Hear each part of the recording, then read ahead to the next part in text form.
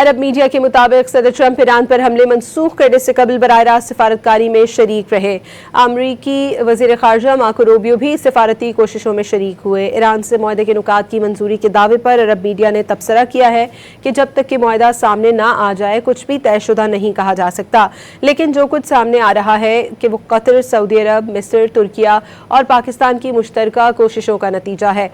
सिफारती कोशिशों की सरबराही पाकिस्तान ने की और फिर ये मिशन कतर को सौंपा गया।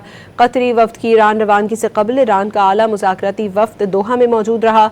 अल जज़ीरा टीवी के मुताबिक अभी तक ये वाज़ेह नहीं है कि ईरान के सुप्रीम लीडर ने किसी मुआहदे की मंजूरी दी है या नहीं।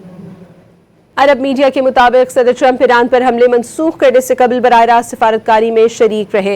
अमरीकी वज़ीर ख़ारजा मार्को रूबियो भी सिफारती कोशिशों में शरीक हुए। ईरान से मुआहदे के नुकात की मंजूरी के दावे पर अरब मीडिया ने तबसरा किया है कि जब तक कि मुआहदा सामने ना आ जाए कुछ भी तयशुदा नहीं कहा जा सकता, लेकिन जो कुछ सामने आ रहा है कि वो कतर, सऊदी अरब, मिस्र, तुर्किया और पाकिस्तान की मुश्तरका कोशिशों का नतीजा है। सिफारती कोशिशों की सरबराही पाकिस्तान ने की और फिर ये मिशन कतर को सौंपा गया। कतरी वफ्द की ईरान रवानगी से कबल ईरान का आला मुज़ाकराती वफ्द दोहा में मौजूद रहा। अल जज़ीरा टीवी के मुताबिक अभी तक ये वाज़ेह नहीं है कि ईरान के सुप्रीम लीडर ने किसी मुआहदे की मंजूरी दी है या नहीं।